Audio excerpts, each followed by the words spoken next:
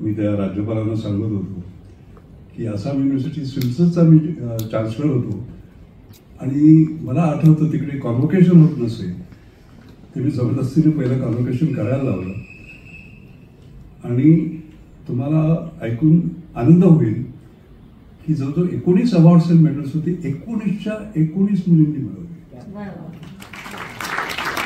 पण त्यावेळी तुम्हाला दुःख की या मुलींचं पुढे काय होतं अपॉर्च्युनिटी. पुणे युनिव्हर्सिटीमध्ये सुद्धा कॉन्व्होकेशनमध्ये पाहिलंय 80-90%. तर हा आपल्याला विचार करणं फार महत्वाचं आहे आणि मुलींसाठी संध्या निर्मूल करून देणं. आपली Indian institute of science education research आहे IISER. It's a world class institution. मला आठवतं त्याचे डायरेक्टर माझ्याकडे आले होते. एक 7-8 वर्षापूर्वीची गोष्ट आहे आणि मला म्हणाले की मुली आणि त्यांच्या एंट्रन्स एक्झाम म्हणजे फार टफ असतात बरं IIT सारख्याच तिथे ऍडमिशन मिळणं फार कठीण असतं. ते म्हणाले की टायर 3 टायर 2 सिटीज मधल्या मुलींना त्या पास होतात पण त्यांचे आई वडील त्यांना पाठवत नाही. सुरक्षितता सेफ्टी आणि म्हणून ते म्हणाले की आम्हाला हॉस्टेल बांधायचं आहे. तो एकंदर 50 कोटीचा प्रकल्प होता आणि लतिका मला सांगायला फार अभिमान वाटतो. मी राहुल बजाजना फोन केला आणि त्यांनी 50 सेकंदात 50 कोटी हो म्हटलं आणि आज जाऊन मी आयसरमधलं मुलींचं प्रमाण पहा ते इथे होतं ते इथपर्यंत गेलेलं आहे. त्यामुळे ही जी मदत आहे ही वेगवेगळ्या प्रकारे येणार आहे आपल्याला पण ही सर्वात महत्वाची आहे. लक्षात आली हात मला एक मुद्दा करायचा आहे. तुमची मला मेल आली त्याच्यामध्ये तुम्ही शिक्षणावर बराच भर दिला होता आणि खरंच शिक्षण हे भविष्य आहे. हे फार महत्वाचं आहे.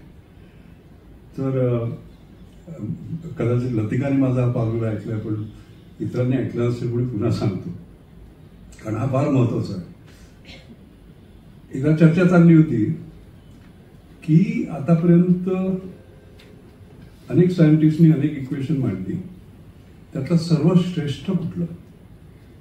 तर कुणी म्हणाला न्यूटन सेकंड लॉ आठवतं ना. Force equal to mass into acceleration F equal to m.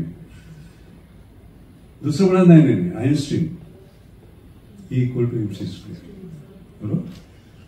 मग ते माझ्याकडे आले आणि मला म्हणाले तू काय बोललास तुझ्यामध्ये कुठलं. मी म्हटलं न्यूटन पण नाही आईन्स्टीन पण नाही. ते मग त्यांच्यावर सर्वश्रेष्ठ कुठलं असेल तर मी म्हटलं सर्वश्रेष्ठ म्हणजे E equal to F education equal to future. शिक्षण हे बघू. मग आपण म्हणाल की तुम्ही सायंटिस्ट आहात हे प्रूव्ह करायला पाहिजे. नुसतं इक्वेशन मांडून चालत नाही. मी इथे उभा आहे हेच प्रूफ आहे. त्याचं कसं सांगतो तुम्हाला अनेक देता येतील पण मी 17 मार्च 2000 घेतो. 17 मार्च 2000 ला राष्ट्रपती भवनामध्ये 2 व्यक्तींना पद्मभूषण मिळालं आणि KR नारायणन त्यावेळी प्रेसिडेंट होते. त्या 2 व्यक्ती म्हणजे रतन टाटा आणि रघुनाथ माशेलकर. एका मागोवे एक आम्हाला मिळालं. ते आता म्हणाले अनेक कसं प्रूव्ह होतं त्याचं कारण सांगतो तुम्हाला. KR नारायणचा जन्म अत्यंत गरीब कुटुंबात झाला. कितीतरी किलोमीटर ते चालायचे आणि त्यांचे आई वडील एवढे गरीब होते की त्यांना ट्युशन फी द्यायचे पैसे नव्हते त्यांच्याकडे. त्यामुळे ते वर्गाच्या बाहेर उभे राहून नोट्स काढायचे आणि एकदा त्यांच्या आयुष्यात चमत्कार झाला. त्यांना टाटा स्कॉलरशिप मिळाली आणि त्यांचं भविष्य घडलं. माझी कथा ही काही वेगळी नाही आहे. माझा जन्म माशेल गावात झाला. आपण उल्लेख केला त्याचा. आई माझी अशिक्षित होती. वडील 6 वर्षाच्या असताना गेले आणि आम्ही मुंबईत आलो. दुर्मिळा जेवायची भ्रांत होती.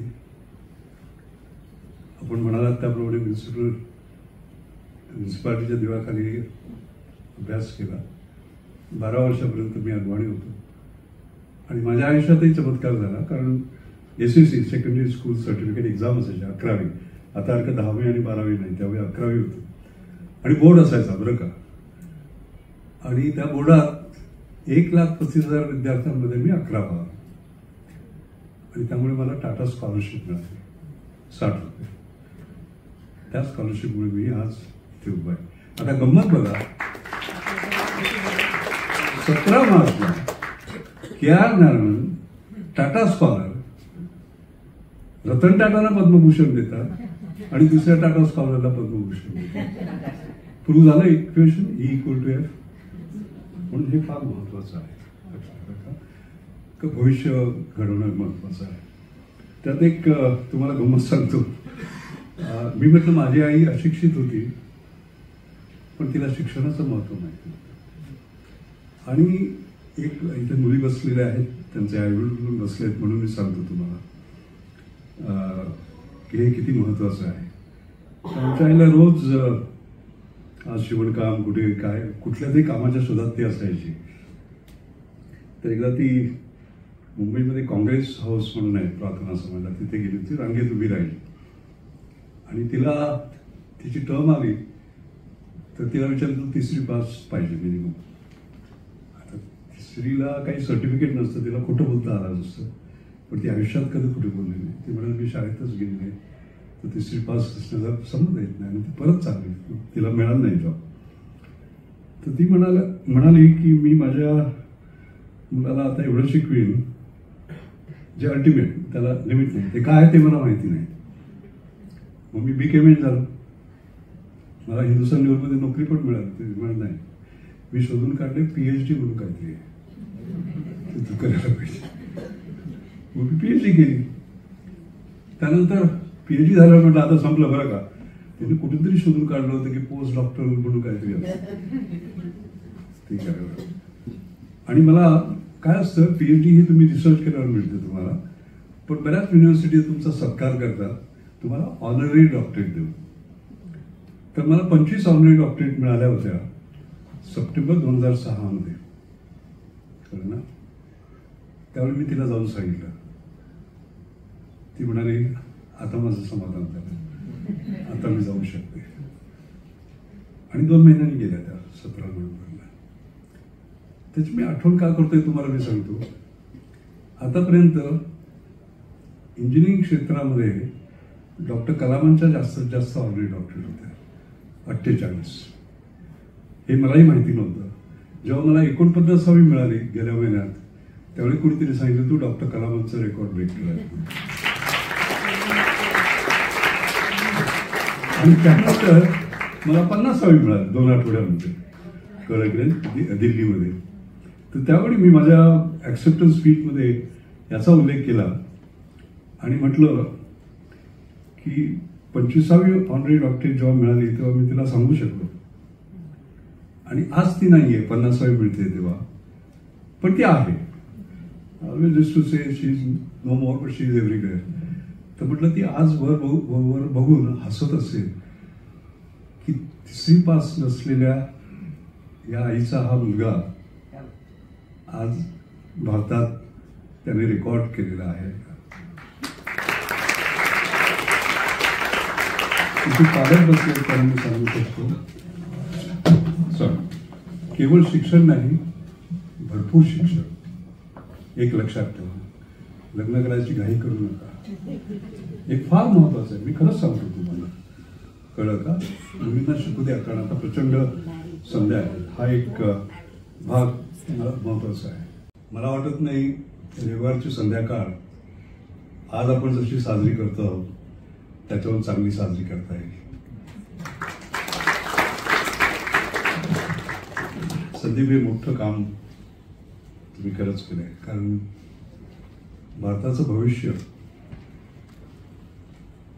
हे इथे आहे. आणि भारताचं भविष्य जसं मी म्हटलं होतं, 3 जानेवारी 2000ला माझं इंडियन सायन्स काँग्रेसचं लेक्चर होतं आणि त्यामध्ये नव्या सहस्त्रकाचं नवे पंचशील असं माझं भाषण होतं. आणि त्यामध्ये विद्यार्थी केंद्रित शिक्षण, महिला केंद्रित कुटुंब, मानव केंद्रित विकास, ज्ञानाधिष्ठित समाज व नवनिर्मिती केंद्रित भारत असा तो वाचण्याचा विषय होता.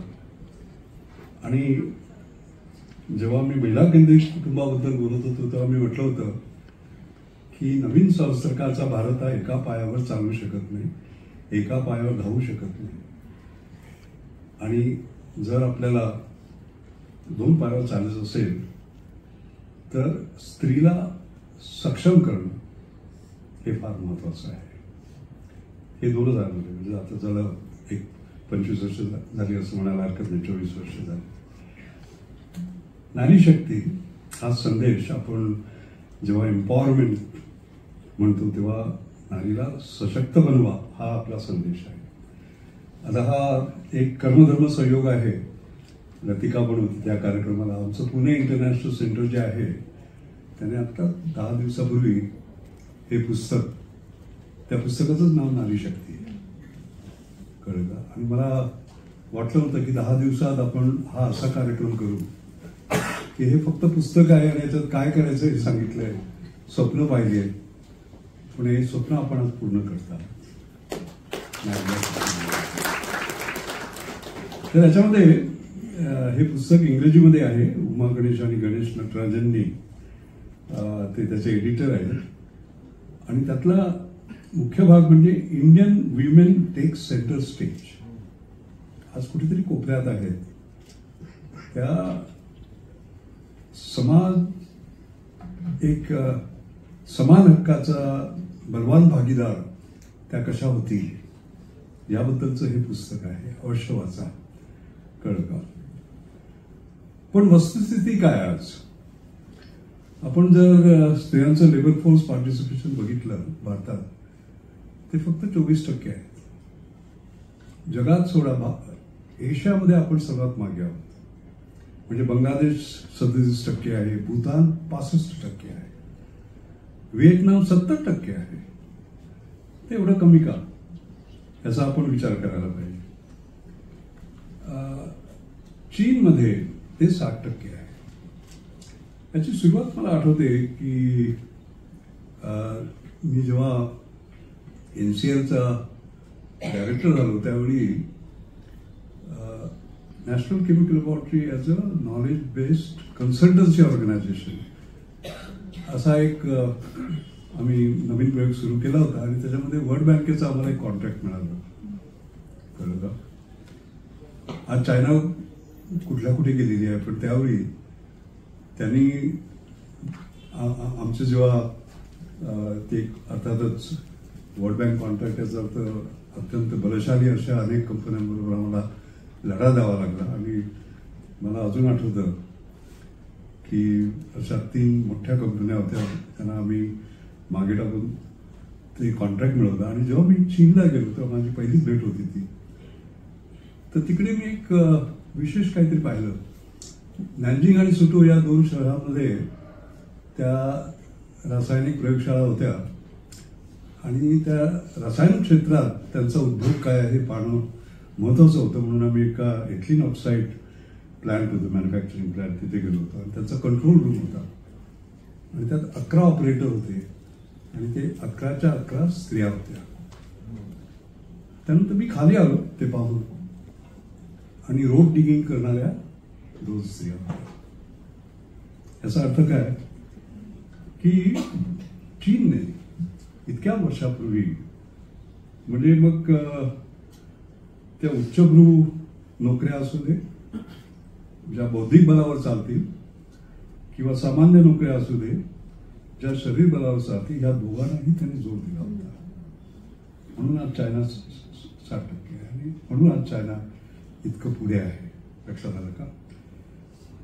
तर जे चीनने काय केलं जे आपण केलेलं नाहीये हे पाहणं जरा आवश्यक आहे, कळलं का? आपण बऱ्याच काहीतरी गोष्टी करतो. उदाहरणार्थ बेटी बचाओ बेटी पढाओ 2015 मध्ये आपण सुरू केलं, नाही का? सुकन्या समृद्धी योजना आहे, सेव्हिंग स्कीम मुलींच्या शिक्षणासाठी, त्यांच्या लग्नासाठी इन्व्हेस्टमेंट जे आहेत त्यांना टॅक्स एक्झम्पशन वगैरे अशी मदत दिली जाते. म्हणजे आपण काही करत नाही असं नाही आहे. कन्याश्री प्रकल्प आहे वेस्ट बेंगॉलमध्ये. तर 13 ते 18 वर्षांच्या मुलींना शिकण्यासाठी मदत करायची आणि त्यांनी लग्न लवकर करू नये पण पुढे शिकत राहावं असा प्रयत्न आहे. नंतर हल्ली लाडली वगैरे म्हटलं की थोडं हे वाटतं, पण लाडली स्कीम हरियाणा दिल्लीमध्ये शिक्षण चालू ठेवण्यासाठी ती पण आहे. नंतर बंगाल झाली, आंध्र प्रदेशमध्ये आहे. मुलीचा जन्म झाल्यावरती ग्रॅज्युएट होईपर्यंत तिला मदत करते. म्हणजे अशा आहेत स्कीम, असं नाही आहे आपण काही.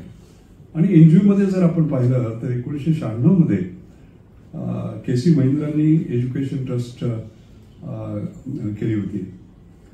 2 ते 7 आजपर्यंत 7 लाख मुलींना त्यांनी सपोर्ट केला. नन्नी कली आपल्याला नाव ऐकून माहिती असेल. राजस्थानमध्ये संभाली ट्रस्ट आहे, दलित स्त्रिया व मुली त्यांचं शिक्षण हे करण्यासाठी. तरी सुद्धा आपण मागे का आहोत हा विचार करायला पाहिजे. आपल्या पुण्यातच लीला फाउंडेशन, लीला पुनावाला फाउंडेशन आहे. 12 वर्षाच्या मुलींना घेऊन त्या ग्रॅज्युएट होईपर्यंत त्यांना मदत करतात आतापर्यंत. आणि हे 1995 मध्ये सुरू केलं बरं का त्यांनी. आणि जवळजवळ 15,000 मुलींचा त्यांनी फायदा झालेला आहे. आणि त्यांची आकडेवारी पाहिली तर त्यांना नोकरी जवळजवळ 65 ते 75% मुलींना नोकरी पण मिळते.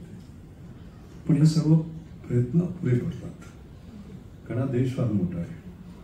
तर त्यामुळे आपल्याला एक विचार करायला लागेल की असं आपण काय वेगळं करू शकू ज्याच्यामुळे त्याचा प्रभाव संदीप मोठा होईल. मी नेहमी म्हणतो, it is not the power of budget that matters, is the power of idea. तर हा पहिला आपला एक चॅलेंज आहे. कळलं का? Our resources are finite, our desires are infinite. What can we sort of do effectively? हा एक भाग त्याच्यामध्ये आहे. पहिल्यांदाच सूत्रसंचालन करते, त्यामुळे काही काही गोष्टी अवघड वाटतात.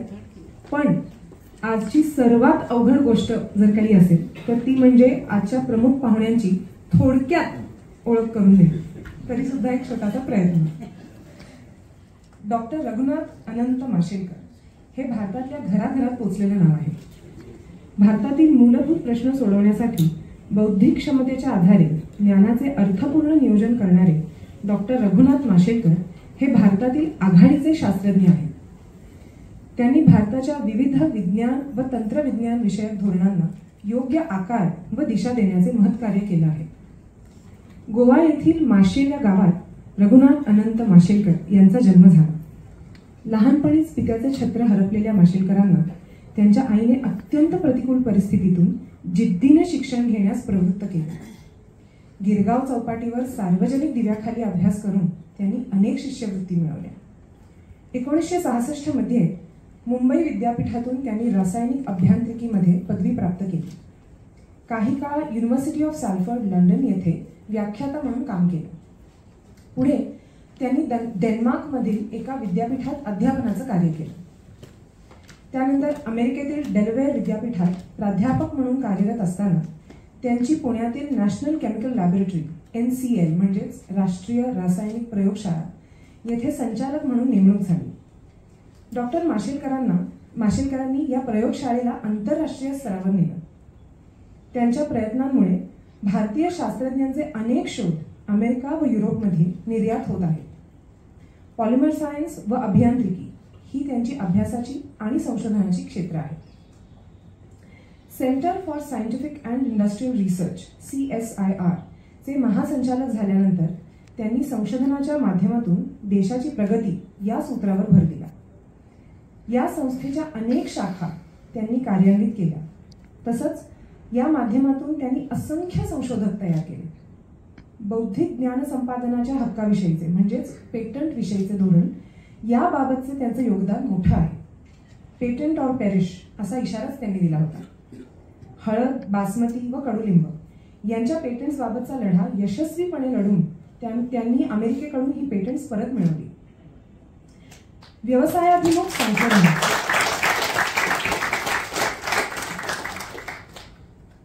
व्यवसायाभिमुख संशोधन या तत्वाचा त्यांनी सातत्याने पाठपुरावा केला. ज्ञान ही संपत्ती आहे, तसंच ज्ञानातून संपत्ती निर्माण होते. म्हणून ते ज्ञान व संशोधन कायदेशीररित्या सुरक्षित ठेवणं आवश्यक आहे ही त्यांची भूमिकाही महत्त्वपूर्ण ठरली आहे. डॉक्टर माशेलकर यांचे अनेक शोध निबंध प्रकाशित झाले असून त्यांची सुमारे 20 पुस्तकं प्रकाशित झाली आहेत. डॉक्टर माशेलकर यांना 50हून अधिक राष्ट्रीय व आंतरराष्ट्रीय पुरस्कार मिळालेले आहेत. Shanti Swarup Bhatnagar medal, material scientist of the year, Pandit Jawaharlal Nehru राष्ट्रीय पुरस्कार, भारतीय विज्ञान परिषदेचा जीवन गौरव पुरस्कार, प्रियदर्शनी ग्लोबल अवॉर्ड हे त्यापैकी काही आहेत. तसंच लंडन येथील जगद्विख्यात रॉयल सोसायटी लंडनची फेलोशिप ही त्यांना 1998 मध्ये मिळाली. तसंच त्यांना पद्मश्री, पद्मभूषण आणि पद्मविभूषण या 3ही पुरस्कारांनी सन्मानित करण्यात आले.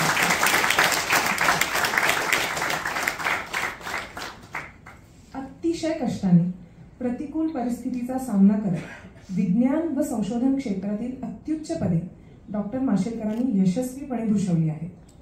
आजही ते कष्ट करण्याची क्षमता, शिस्त, बुद्धिमत्ता, संशोधक वृत्ती, नेतृत्व गुण आणि प्रखर देशनिष्ठा या आपल्या गुणांसह विज्ञान व तंत्रज्ञान क्षेत्रात कार्यरत आहेत.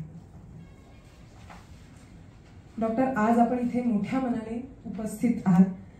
याने एम्पॉवर हरला पुढे काम करायची खूप ऊर्जा मिळेल यात काहीच शंका नाही.